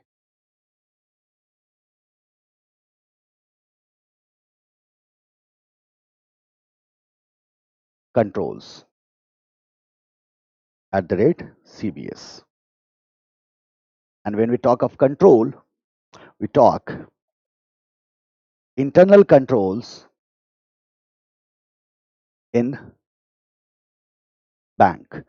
अभी आप हेडिंग मत लिखना, क्योंकि अब मैं आपको कुछ यहां बता दूं, एक छोटी सी बात. अभी आप हेडिंग मत लिखना, क्योंकि मैं आपको एक छोटी सी बात बता दूं. यहां से जो क्वेश्चन आ सकता है ना, यहां से क्वेश्चन पूछा जा चुका है एग्जामिनेशन में, इनफैक्ट सब प्रोसेसेस को भी पूछा जा चुका है. तो एक और सवाल यहां से पूछा जा सकता है आपसे. सैंपल रिस्क एंड कंट्रोल पूछा जा सकता है इंफॉर्मेशन सिक्योरिटी से रिलेटेड. वो आपको देखना होगा. रिस्क्स एंड आईटी कंट्रोल्स इससे रिलेटेड,